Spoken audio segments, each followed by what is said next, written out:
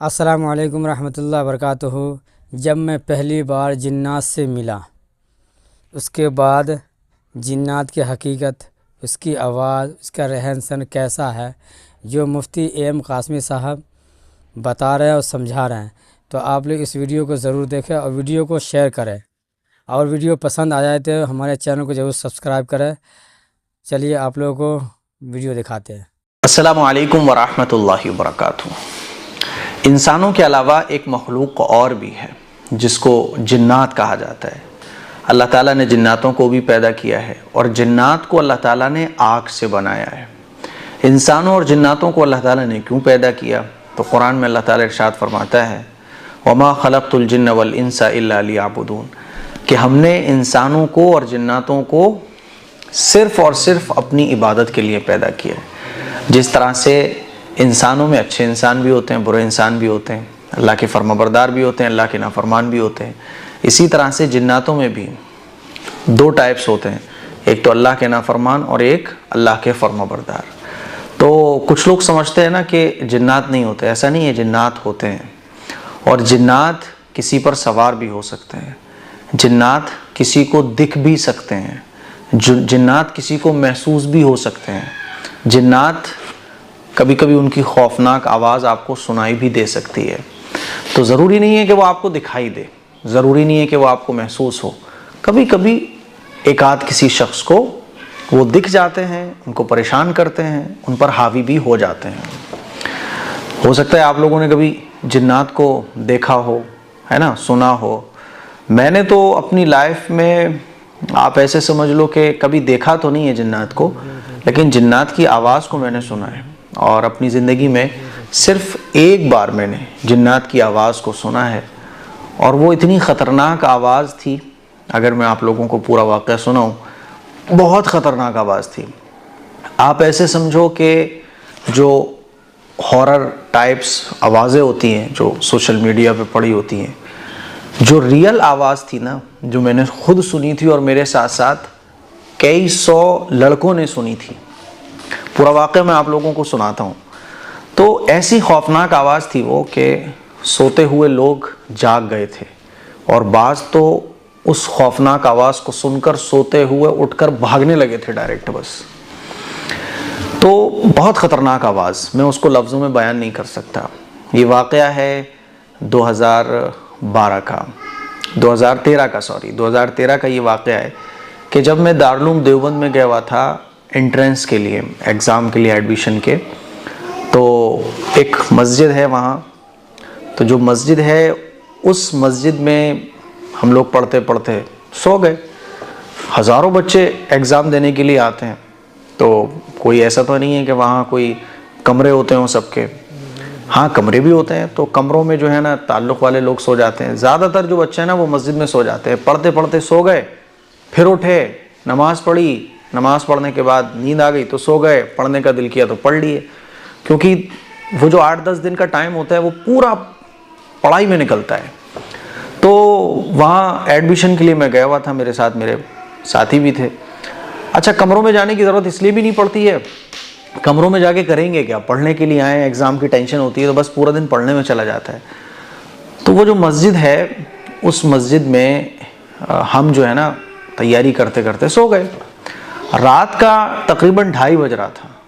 तो रात के 2:30 बजे बच्चे सो रहे थे, बहुत सारे लड़के सो रहे थे। तो उस मस्जिद का बीच में सहन था और साइड में जो है ना वो गैलरी थी, और साइड में रूम भी बने हुए थे। तो बाज़ बच्चे मस्जिद के सहन में सो रहे थे। पूरी मस्जिद बहरहाल खचाखच भर रही थी सोने वालों से। तो रात के 2:30 या 3 बजे के टाइम जो है ना एकदम से बड़ी ख़तरनाक आवाज़, ऐसी ख़तरनाक आवाज़ वो आज तक मेरे माइंड में है। ऐसी ख़तरनाक आवाज़ थी, आप सोचो कि 3 बजे के टाइम पर नींद कैसी ख़तरनाक आती है। 3 बजे का टाइम बहुत ज़बरदस्त मीठी नींद का होता है कि आदमी चाहकर भी जो है ना उठ नहीं पाता है। नमाज फजर की इसीलिए तो क़ज़ा हो जाती है क्योंकि 3 बजे का टाइम बहुत प्यारी नींद का होता है, और अल्लाह ने उस वक्त उठने का सवाब भी ज़्यादा रखा है, क्योंकि उस वक्त नींद की कुर्बानी देने वाला यकीनन अपनी ख्वाहिशात की कुर्बानी देने वाला कहलाता है। तो एक ऐसी आवाज़ जो बिल्ली के बच्चे का, बिल्ली होती है ना, बिल्ली जब रोती है तो उसमें मिक्स थी और एक बच्चे के रोने में मिक्स थी। बच्चे का रोना भी बड़ा खतरनाक वाला है ना, और बिल्ली का रोना, दोनों को मिक्स करके एक बड़ी डेंजरस सी आवाज़ थी वो। जब वो आवाज़ आई, और वो आवाज़ जो है ना मात्र 15 सेकंड के लिए होगी बस, उस आवाज़ को सुनकर मैं अकेला नहीं था वहाँ, सौयों बच्चे थे। और हमारे क्लासमेट रह चुके हैं हज़रत मौलाना नदीम अहमद कासमी, जो मुजफ्फरनगर के रहने वाले हैं, वो भी मेरे साथ थे। ऐसी खौफनाक आवाज़ थी कि कई बच्चे तो उठकर भागने लगे, और जितने बच्चे थे उस मस्जिद में सो रहे थे, तो आधे बच्चों को वो आवाज़ सुनाई दी और आधों को सुनाई नहीं दी। जब वो आवाज़ सुनी तो सब बच्चे अपनी नींद से बेदार हो गए, जिनको वो आवाज़ सुनाई दी, और बाज़ को तो आवाज़ सुनाई भी नहीं दी, आधों को सुनाई दी, आधों को सुनाई नहीं दी। बाज़ बच्चे तो उठ के डायरेक्ट बस भागने लगे। मैं भी सो रहा था, मेरे साथ मेरे क्लासमेट थे मौलाना नदीम साहब, वो भी सो रहे थे, हम दोनों भी उठ के एकदम खड़े हो गए, आप ऐसे समझ लो। और उस आवाज़ की कोई सिमत नहीं थी, यही नहीं पता चल रहा था कि ये आवाज़ आ कहाँ से रही है। और सारे बच्चे हमारे आसपास के वो भी खड़े हो, अक्सर ऐसे थे जो जाग गए, और बाज़ भागे थे कि ये आवाज़, उस आवाज़ की वहशत इतनी थी। फिर 15 सेकंड तक वो आवाज़ सुनाई दी गई, उसके बाद वो आवाज़ ख़त्म हो गई। ये नहीं समझ आ रहा कि आवाज़ कहाँ से आई। तो जो टीचर्स थे, जो बड़े उलमा हैं वहाँ पर, उनमें से कोई आए, और उन्होंने फिर जो है ना बच्चों से कहा, बेटा कोई बात नहीं है, और कहा कि आयतल कुर्सी वगैरह पढ़ें, आराम से सो जाएं, कोई बात नहीं। दूसरी मखलूक़ात होती हैं, कभी कभी वो नोटी हो जाते हैं, शरारती हो जाते हैं। फिर सारे बच्चे जो है ना बातचीत करते रहे आधे पौन घंटे तक, यार ये कैसी आवाज़ थी। उसके बाद सब सो गए, बात ख़त्म हो गई।